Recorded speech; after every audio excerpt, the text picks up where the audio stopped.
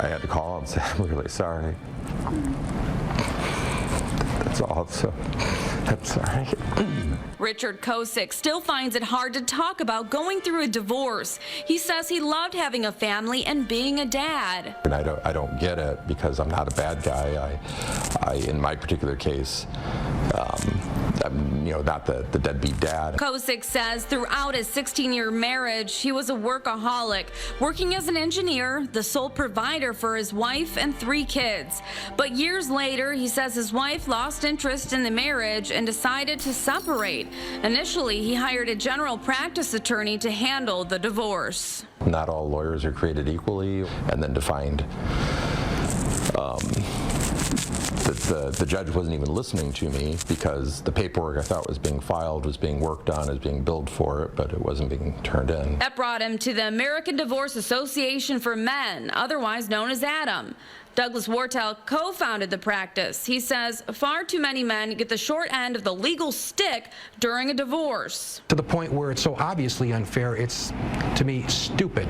Before hiring Adam, Kosick was paying more than half of his earnings to his soon-to-be ex-wife, even before the divorce was finalized.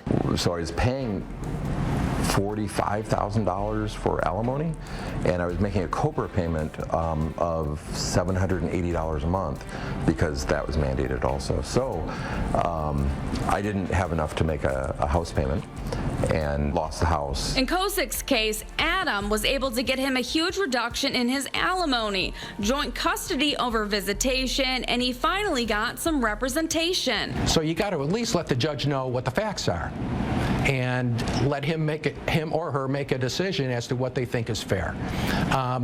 Did we come across judges that were biased that we had to overcome? Sure we did.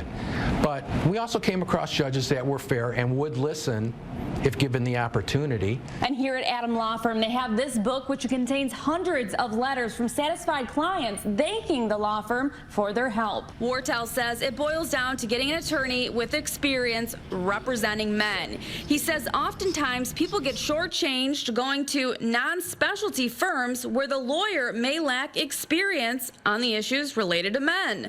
The result, in some cases, men paying higher alimony than they should. Because my client is ending up with a lot more money when the dust settles.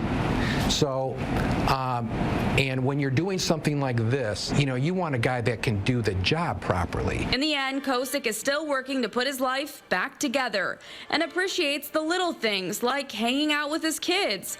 He says getting the right lawyer put him on the path to a better life. That I was, in general, trying to be too nice of a guy, and that's the problem. With this I-Team report, Rachel McCrary, WNAM TV5.